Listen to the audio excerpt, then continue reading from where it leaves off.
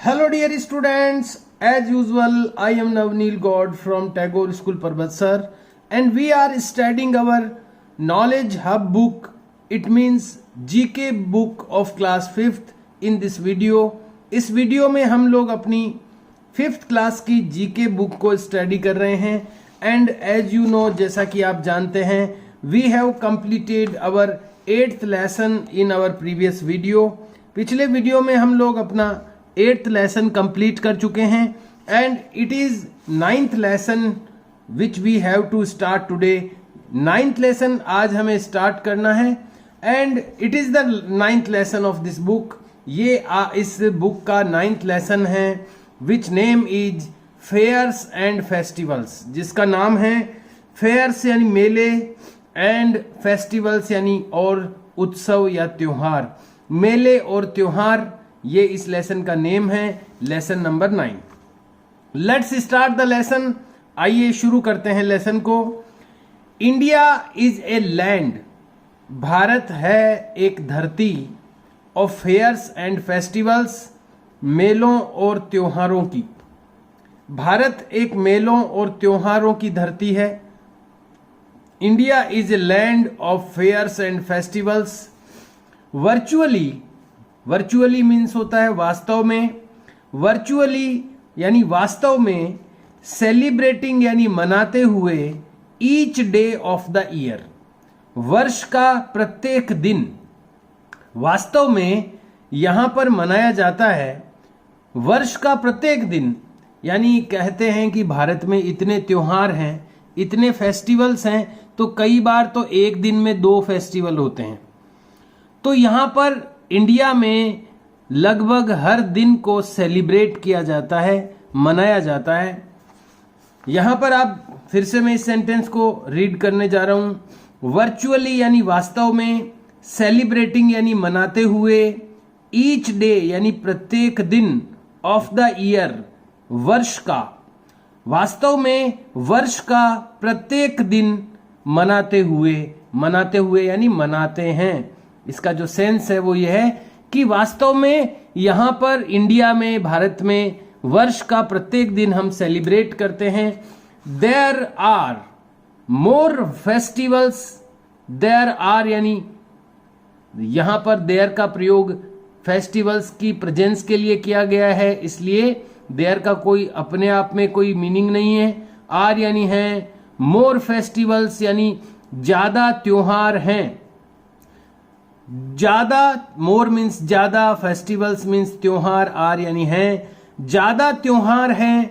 Celebrated यानी मनाए जाते. इन इंडिया भारत में. भारत में ज्यादा त्योहार मनाए जाते हैं. Then anywhere. देन यानी तुलना में. एनीवेयर यानी कहीं भी. एल्स यानी भी, कहीं भी. इन द वर्ल्ड दुनिया में. दुनिया में कहीं से भी ज्यादा. दुनिया में किसी भी हिस्से, दुनिया के किसी भी हिस्से से ज्यादा भारत के अंदर ज्यादा त्योहार मनाए जाते हैं.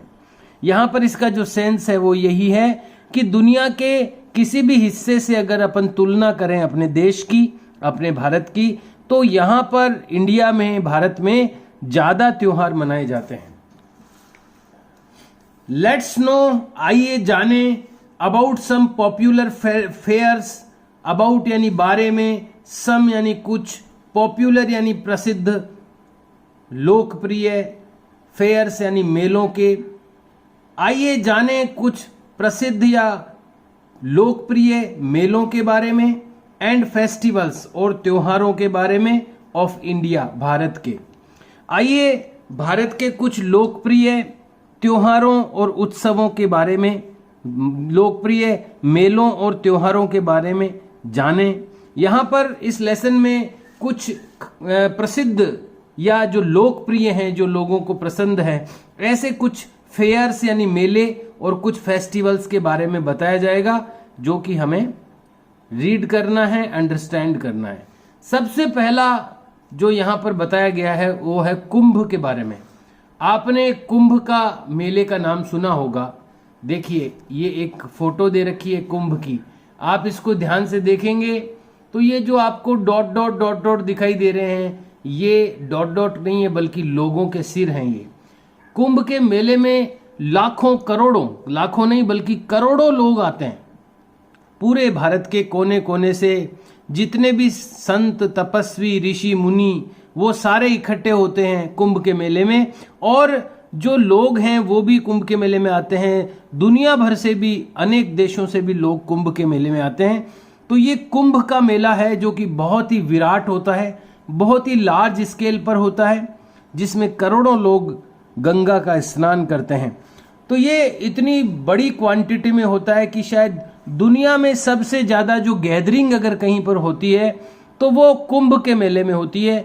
दुनिया में कोई ऐसा और कोई अकेजन नहीं है कि जहाँ पर इतने लोग इकट्ठे होते हों।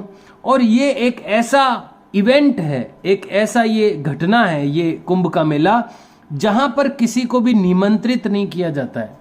बिना कोई निमंत्रण पत्र दिए एक निश्चित समय पर करोड़ों लोग इकट्ठे हो जाते हैं।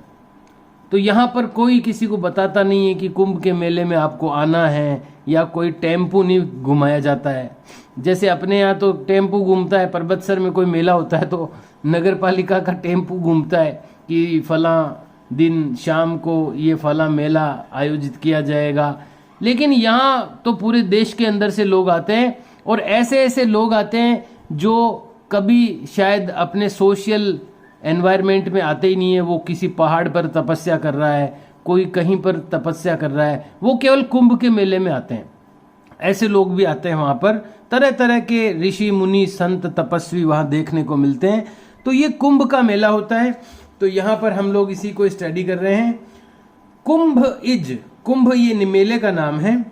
अब ये आप सोच रहे होंगे कि ये कहाँ पर ऑर्गेनाइज किया जाता है, कहाँ पर ये भरता है कुंभ का मेला, तो उसके बारे में हम लोग पढ़ेंगे इसमें।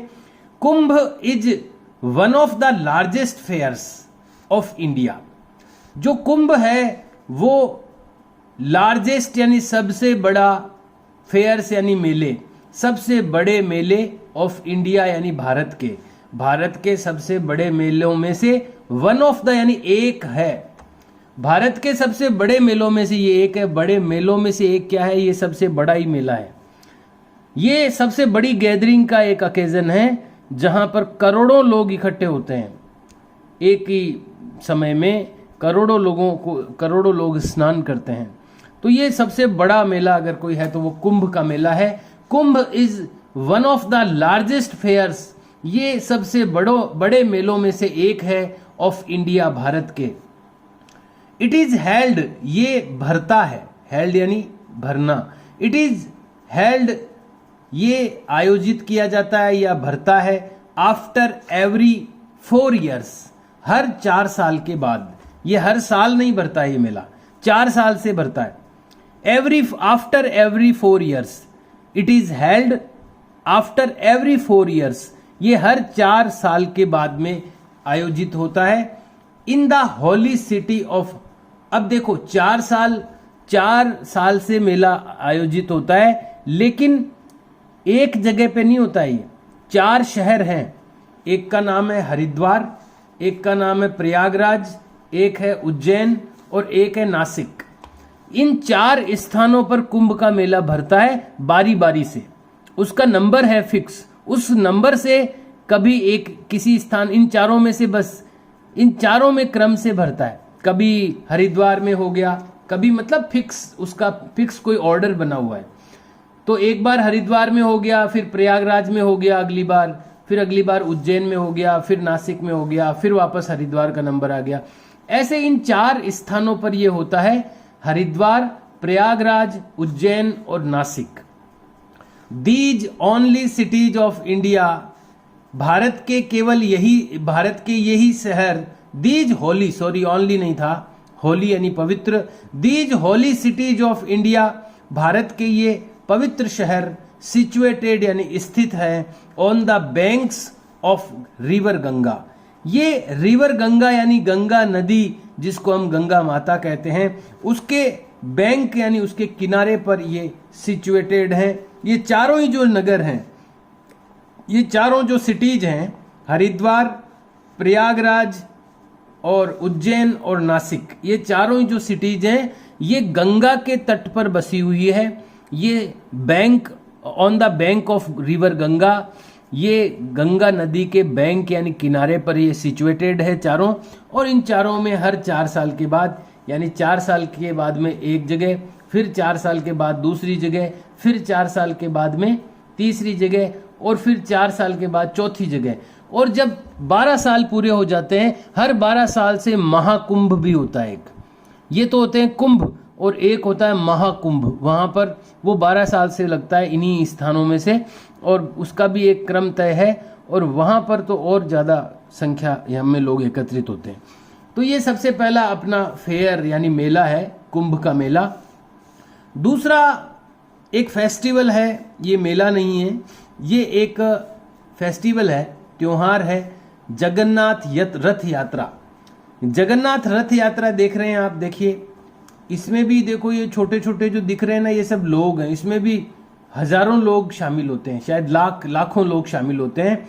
इस तरह के रथ होते हैं भगवान जगन्नाथ के, उनमें भगवान जगन्नाथ, सुभद्रा और बलभद्र, इन तीनों की झांकी होती है, और उसको लाखों लोग उसका रथ को खींचते हैं, एक निश्चित दूरी तक लेकर जाते हैं, उसके पहिए लगे रहते हैं और एक बड़े रस्से उनके लगे रहते हैं, लोग खींचते हैं। इस बार कोरोना के कारण से वो लिमिटेड रूप से किया गया, लेकिन हमेशा लाखों लोग इस यात्रा में भाग लेते हैं। ये उड़ीसा में है, ये जो स्थान है जिसका नाम है पुरी, इसको पुरी कहते हैं।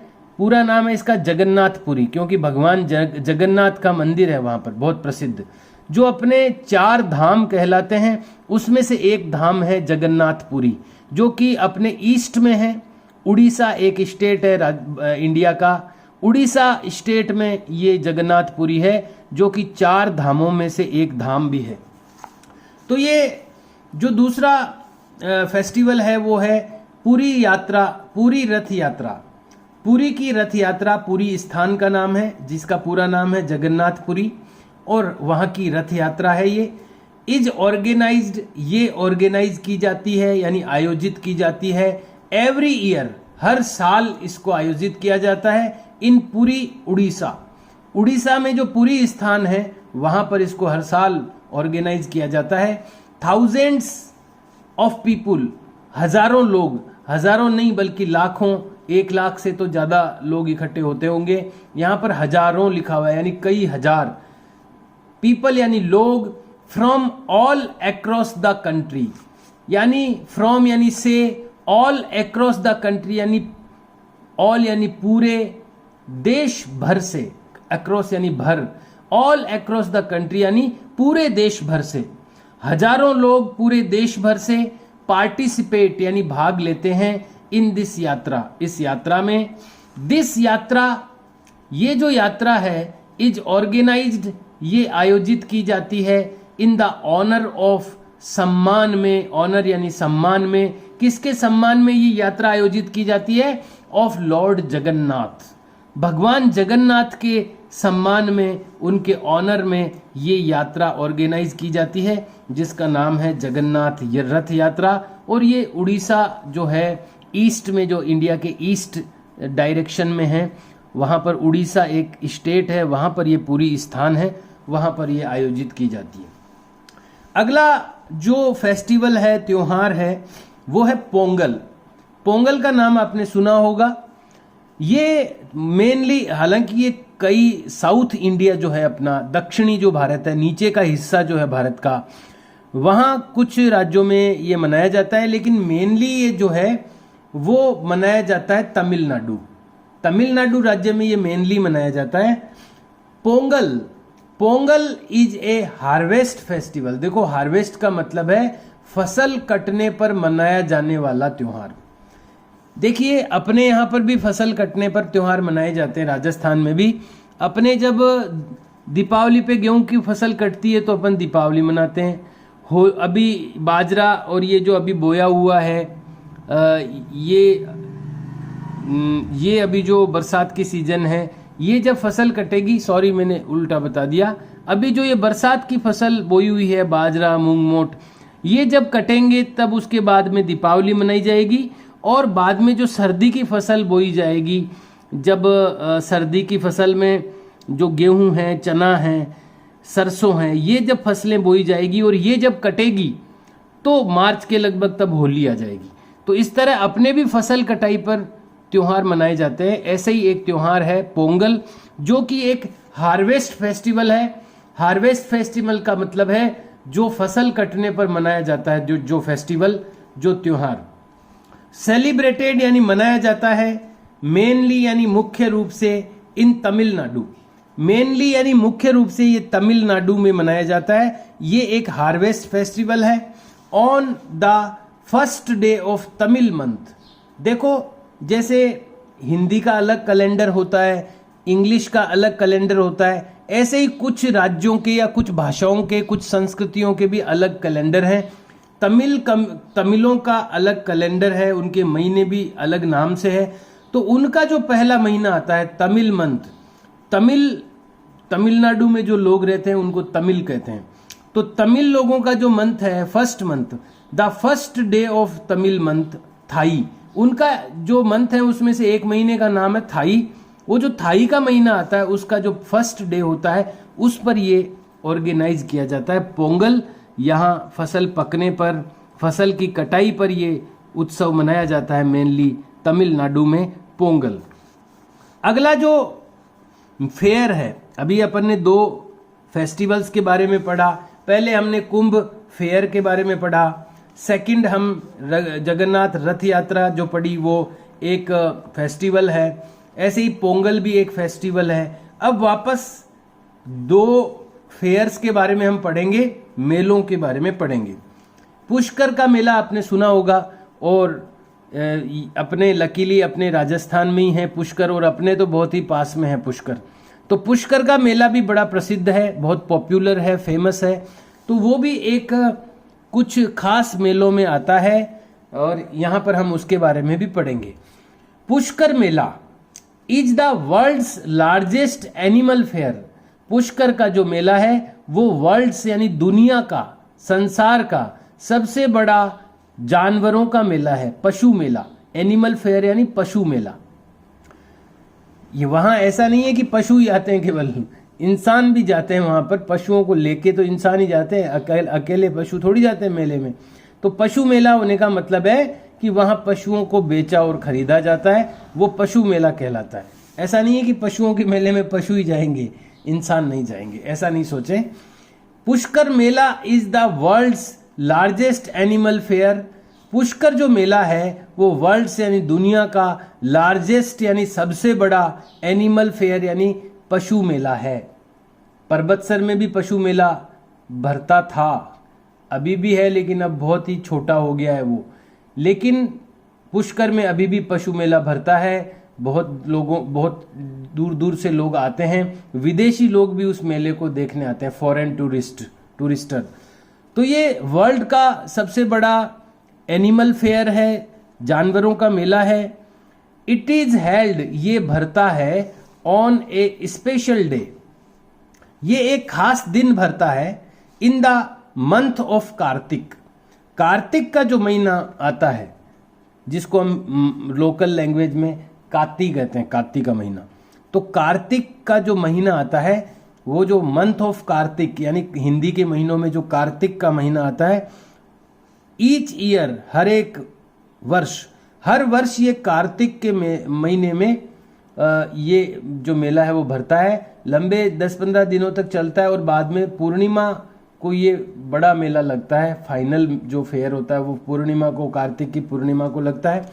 तो ये कार्तिक के महीने में ये लगता है, ईच ईयर यानी हर वर्ष। फन गेम्स यानी मजेदार खेल, म्यूजिक यानी संगीत, शॉप्स यानी दुकानें, एंड रेसेज और दौड़ें आर द स्पेशल अट्रैक्शन, ये विशेष आकर्षण होते हैं ऑफ दिस फेयर, इस मेले के। तो यहाँ बहुत ही बड़ा मेला लगता है पुष्कर का। कई प्रकार के जानवरों की दौड़ें, ऊंटों की दौड़, घोड़ों की दौड़, कई दूर दूर से लोग आते हैं, वो अपने मनोरंजन के कार्यक्रम दिखाते हैं, कई कालबेलिया डांस वगैरह इस तरह, और भीड़ भी बहुत ज़्यादा होती है, दुकानें लगती है वहाँ पर बहुत सारी। तो इस तरह का ये पुष्कर का मेला है जो कि कार्तिक के मंथ में सेलिब्रेट किया जाता है। और लास्ट में एक और फेयर के बारे में बताया गया है, वो है सोनपुर का मेला। सोनपुर फेयर, सोनपुर का मेला। Sonpur fair is organized, Sonpur fair organize किया जाता है, आयोजित किया जाता है एवरी ईयर, हर वर्ष, एट सोनपुर इन बिहार।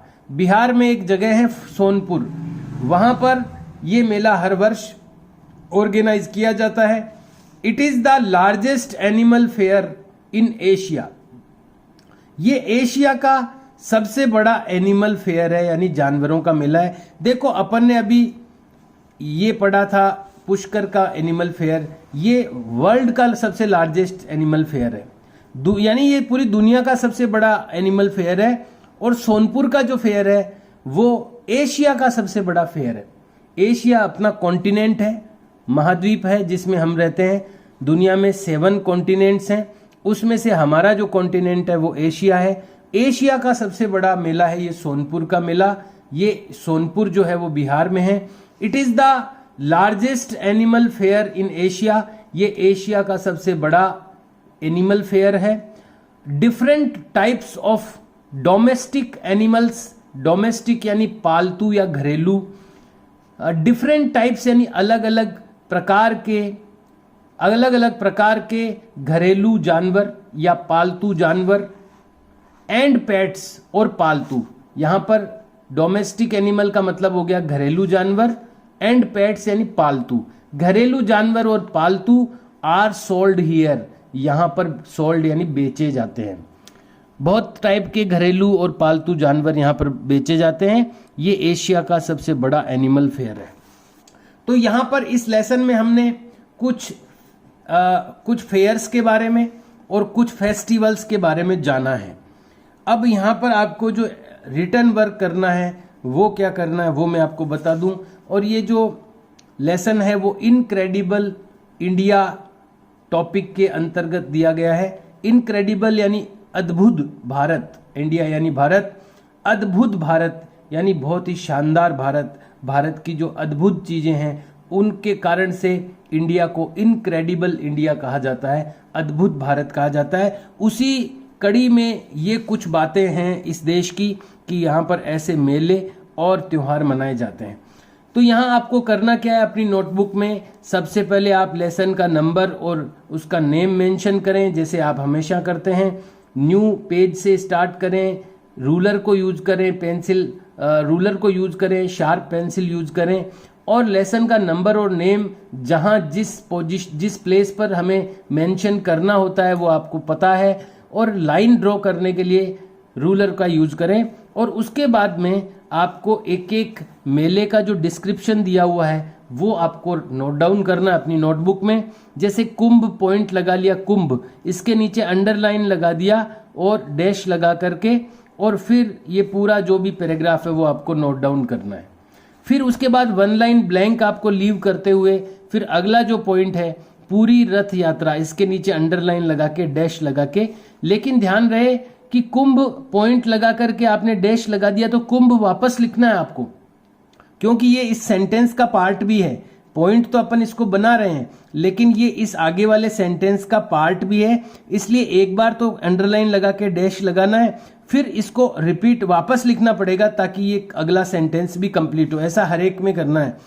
पूरी सेकंड जो नंबर भी लगा सकते हैं, 1 इसका लगा दिया, 2 पूरी रथ यात्रा डैश लगाया, अंडरलाइन लगाई, और ये इसको वापस लिखते हुए इसका पूरा पैराग्राफ डिस्क्रिप्शन लिखना है। फिर एक ब्लैंक लाइन लीव करनी है। उसके बाद लिखना है पोंगल, पोंगल के भी डैश लगा के पोंगल को रिपीट करते हुए कंप्लीट करना है। फिर एक लाइन लीव करनी है ब्लैंक, और उसके बाद पुष्कर मेला, पुष्कर मेला के भी अंडरलाइन लगा के डैश लगा के इसको रिपीट करते हुए पूरे को कंप्लीट करना है। And then you have to again leave a blank line and note down the topic Sonpur fair and make a underline and dash after it, and then repeat the Sonpur fair for completing the next sentence. अगले sentence को complete करने के लिए इसको फिर से repeat करें। In this way you have to complete this lessons written work. इस तरह से आपको इस लेसन का रिटन वर्क करना है। Please make your handwriting very good in written work. कृपया आपकी हैंड राइटिंग रिटर्न वर्क में बहुत ही सुंदर और अच्छी बनाएं, so that you can read the matter, ताकि आप उस मैटर को रीड कर सकें, and teacher will also be able to read that, और टीचर भी उसको रीड करने में एबल हो सके, सक्षम बन सके। Okay dear students, do this work in very good handwriting and try to learn them. See you and bye.